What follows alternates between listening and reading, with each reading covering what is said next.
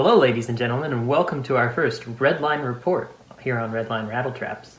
I'm here with Seth Hendrickson, my good friend, who has just returned from a 2-year stint in Idaho.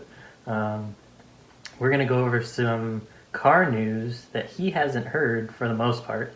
We're going to get his opinion, and we're just going to see what we can come up with.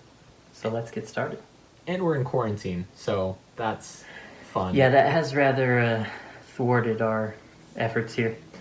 Seth, bad news. Oh no. They're going to kill off the Camaro in 2023. Dun dun dun.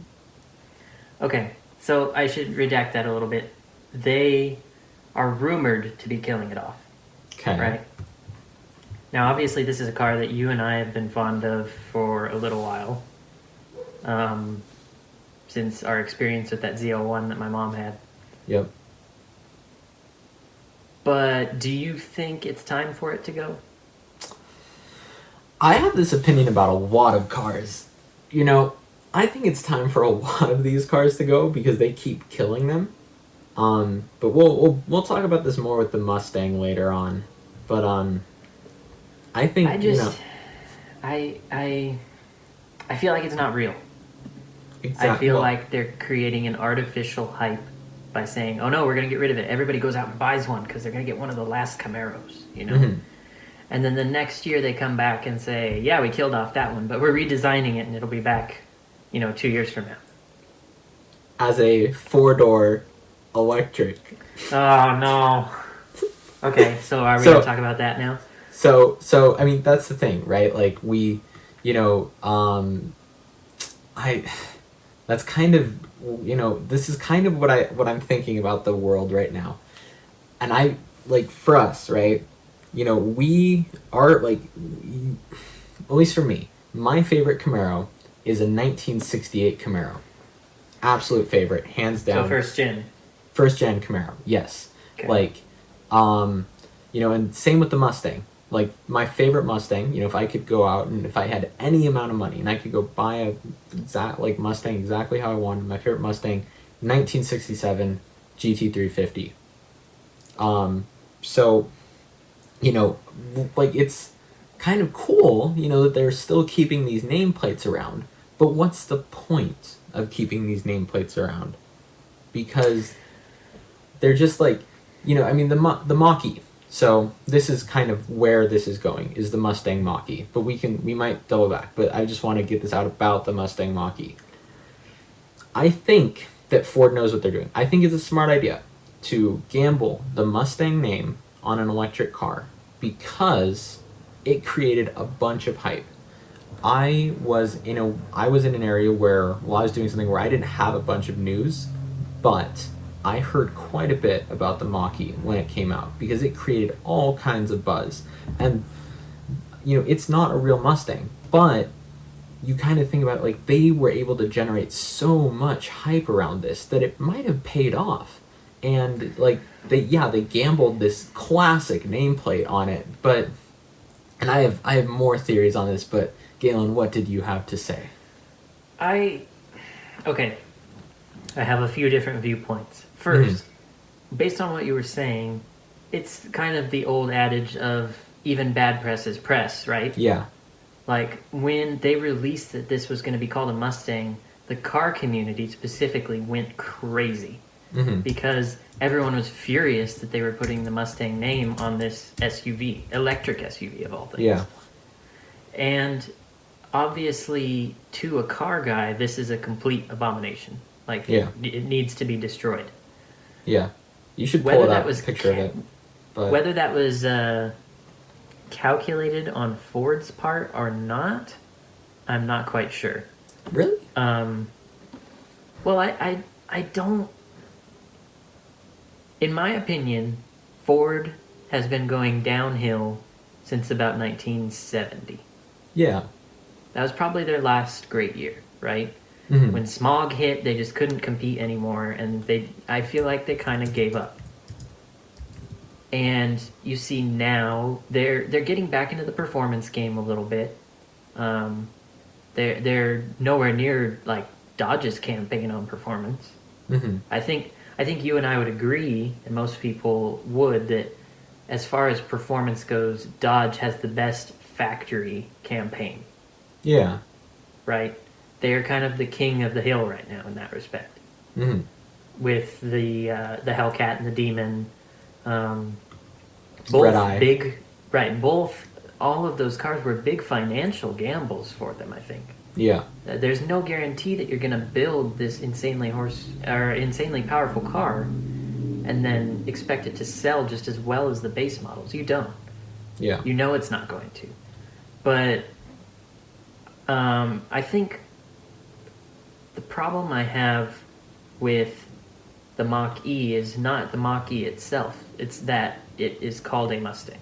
Yeah. Oh no, that's I feel like it's not a bad... From an engineering standpoint, it's a good idea. Yeah. To come out with an electric SUV right now. It's a fantastic idea. It's a huge marketing misstep that they made. And I don't think the Ford executives are so, like, conniving that they would think we'll name it that just to make people mad because it'll get it a lot of press. Well, I don't think they're inherently trying to make people mad. I mean, I don't think that's it. But like, let's think about like Lee Iacocca, right? Like in the whole original Mustang rollout, right? What was the Mustang supposed to be? It was supposed to be a car for the youth. It was supposed to be a car for these baby boomers that now suddenly had money, and they're just trying to make this hip popular car that was breaking away from everything of the 50s. And this Mustang is kind of the same thing. It's made for the coming up generation, and we're not part of that generation. And probably people who are watching this aren't part of that. This kind of the average generation. I mean, we're not huge into electric cars, but that's what a lot of people are into right now. Is electric cars, save the planet. And I'm not a huge fan of SUVs. I think they're too tall. I think their seating position's wacky. Like I don't like that at all. I don't like sitting up high. I don't like feeling like I'm sitting on top of a car or that I'm riding on the car. I like the feeling of driving it, and SUVs just never have felt right for me. Even just lifting up I'm currently dailying a 2017 Subaru Impreza Sport, and I as a loaner vehicle for a little bit drove a Crosstrek, which is the same car but just lifted up a few more inches, and it just felt horrible. Yeah, no, it felt horrible, absolutely terrible. Anyway, but that's what the market is right now, is 4-door SUVs. The Mustang, like, I don't know if they published Mustang sales numbers in the last few years. Like, it's... Well, I'm sure they have, I just haven't looked at them. Here's my problem. Okay, say this is aimed at the 30-something market, right? Mm-hmm. The people who are, finishing up their grad school, they're getting out, they're getting a job, they're starting a family. That's really who we're saying this car is for. Mm-hmm. That seems like a relatively small demographic. Well, but who is buying a 2-door sports car? Arguably a smaller demographic, but that's what I'm saying. It's not that I have an issue with the car, I have an issue with the marketing. Yeah, no, exactly. I mean, but the thing is that, I think it is a gamble. It's definitely a gamble, but I think that it might pay off because the Mustang, it's an exciting thing, and people, like the upcoming generation, they're not gonna, a Mustang, having a Mustang is way cooler than having an Escape or having a EcoSport or whatever else they're coming out with right now. So I think, yeah, it sucks for those of us who love the Mustang, but the thing is that for me, the Mustang's kind of been dead for a long time. I think that Ford did a good job with this 50th, with the 6th generation. I think the 6th generation was a solid throwback to the original styling, a good kind of tribute to it. But it's not the same as the first generation fastbacks to me. I just, it's kind of been holding on to onto this kind of heritage, and it's kind of just been riding on that. And I think that that's what they're trying to do, is that they're maybe trying to revitalize the Mustang brand for another generation. It sucks. It definitely sucks for those of us who are passionate, but it's kind of, I don't know if it really makes sense, how much it makes sense to keep trying to sell two-door sports cars in the year 2020. Okay, so then let's bring this up. They're trying to throw it back, right? They're bringing up all these old names. They've got this four-door electric SUV now. Mm-hmm. Now we've heard rumors about a Bronco. Yeah. What do you think we can expect there? So, on the Ford webpage right now, near the bottom of the upcoming vehicles thing, we can see they have this picture of a 69 Bronco next to the current Bronco. It's not really a current Bronco because it's a race version, but from this we can kind of get an idea of what it will probably look like. We can see that there are quite a few strong lines, but the most interesting thing about this to me, and this is something that as soon as they said they were coming back with a Bronco, I was 90% sure this was going to happen. But that does not look like a two-door vehicle. I would be absolutely shocked if this came back if they made a two-door version of this. I think you're wrong. Really? I think you're wrong. Based on this, it absolutely looks like a two-door. I think it's a long door. I don't know. It's almost... Okay, so that's a plastic body, though. Right, so that's what you have to take into account is how much of what you see... Because obviously the chassis is not at all what we're going to see in the new Bronco. I mean... It's a full-tube chassis with Fox dual shocks, it looks like, and yeah, that's not what we're going to see. How much of the body is based on what we're going to see? Who knows? I would say the front clip is probably pretty accurate, minus the hood scoop. Yeah. Yeah, no, I think that's kind of what I'm thinking. I think the hood scoop and I think the front clip and the silhouette is kind of what we're gonna see.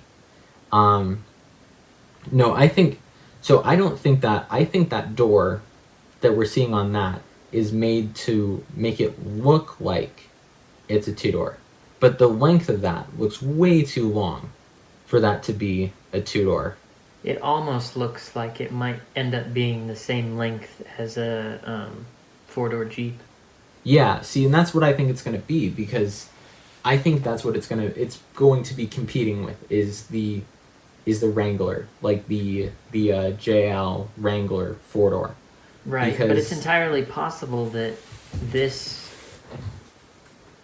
obviously in racing like we're seeing here, this is like King of the Hammer style racing, right? Yeah, Baja stuff, yeah. Yeah, you want the longer wheelbase. So it's entirely possible that they've stretched that body to make it fit the wheelbase that they had. That is possible, but Ford, we just kind of talked about this. Ford doesn't really care about heritage, like at least the modern Ford doesn't. They like hashing names.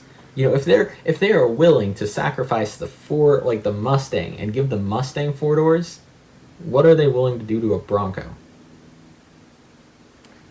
All right, you know what? I have to go off on this tangent right now.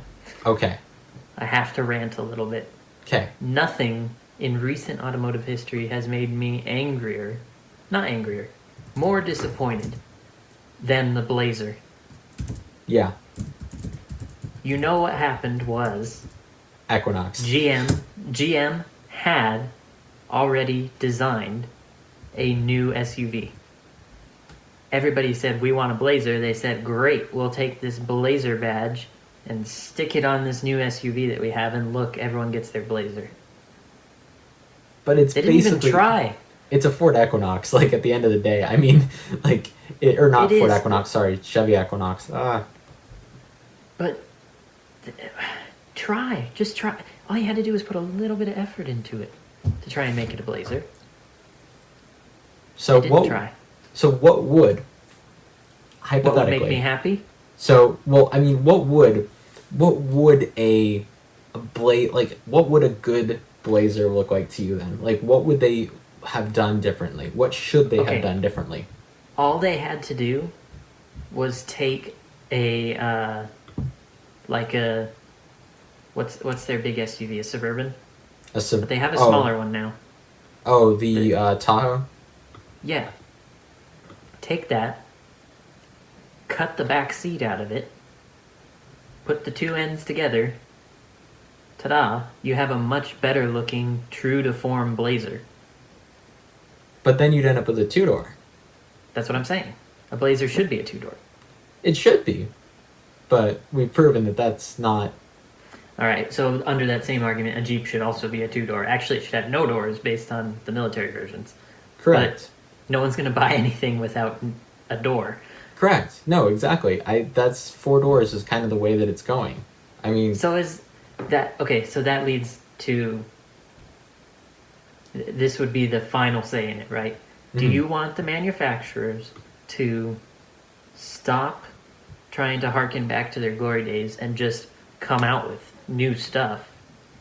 Or do you want them to... Do you want to say to them, look, if you're going to use this nameplate, do it right? I'd love to say, do it right, but at the same time, with modern things, I don't think they can do it right. Right, we both know it's not feasible. Yeah.